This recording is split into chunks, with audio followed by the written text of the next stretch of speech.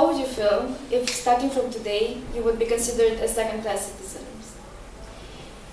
You can't eat, sleep, or watch TV, but only according to a schedule set by someone else. And you can't live with us in the society. You have to live somewhere away from us, in a closed space, away from home. And what if your own family would put you in this situation? Roman has lived all his life in institutions. He was only 2 when his father murdered his mother, and he ended up in an orphanage. Afterwards, when his relatives rejected him again and considered him as heretic, he ended up in a mental institution. After 4 decades of living this way, he is now on the list of candidates to be moved from the institute to society. But Roman is unsure and conflicted about trading this lifestyle he is used to a new lifestyle in society, which would mean more responsibilities. His life is caught in a never-ending spiral from which he can't or he doesn't know how to escape. Dan mostly spends his time inside the institution with his girlfriend. Their wish is to get out of the institution, and their hope is to start a family. They are the first on the list of people to be moved back to society. In 2018, Olga was told that she will leave the institution and live in a nearby village. She is very excited about this news, and she goes to the market, she buys some chickens, and she raises the chickens on the small balcony at the institution. The moving date is postponed again and again, so the staff implies to her that she should do something about the birds. The birds are now in the freezer, and Olga already has plans how to celebrate the move. All 3 live in the psychoneurological institution in Verbs, Republic of Moldova.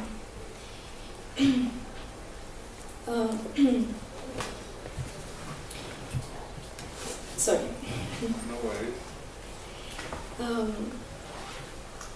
We visited the place several times. When we went there, we saw that the residents were all gathered up in a room, and some of them were listening to the speech delivered in front of them, some were talking loudly, and some were just waiting for everything to be over.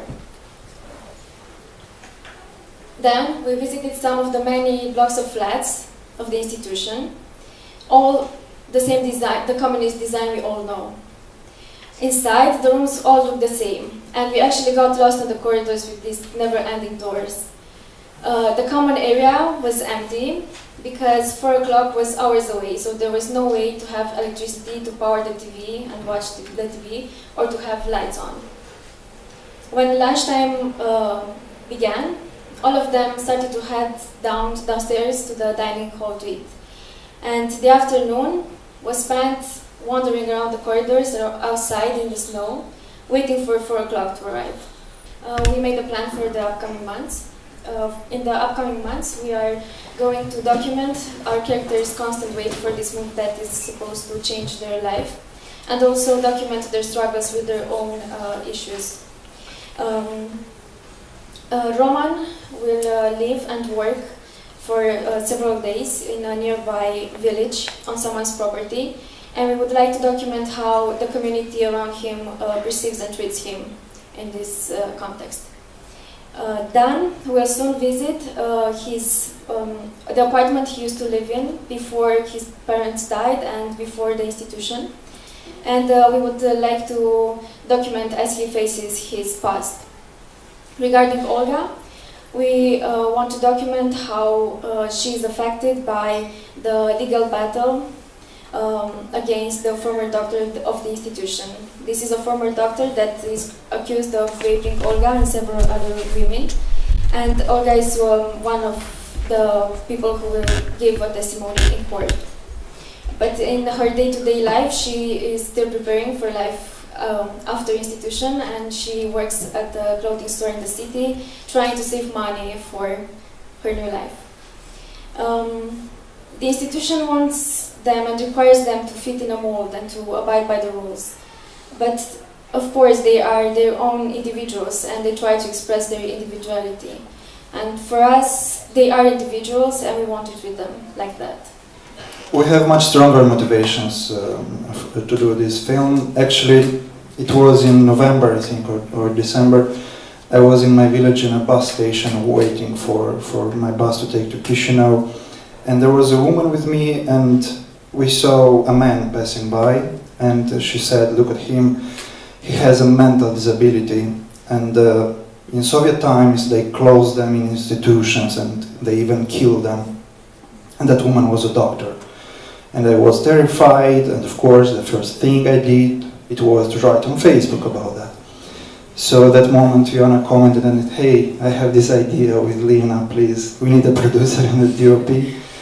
And I got in, and at that moment I realized that 30 years after my mother gave birth to my sister, she was a disabled person too, nothing changed. In the hospital, the doctors told my mother, "She will be a monkey in the society, she will be killed, probably you should kill her, or we have an injection for that, and go back, we'll make another kid," and so on. So that's why I think it's a must to talk about this talk, if 30 years wasn't enough to change the mentality. And we have 3 strong characters, and they love each other. Sometimes when I go alone, they ask, "Where is Ioana?" The girl from Romania, they really love her. We want to shoot in April. Ioana will arrive in Moldova in April and May to shoot more, to gather more material for even stronger trailer that will show better the direction and the style. And we want to apply for film funds because we have the access, we have the technique, all we need now is resources to continue to develop. And by the end of the year we intend to start the production. And however, some of the events will happen already, and we'll shoot them during the development stage too.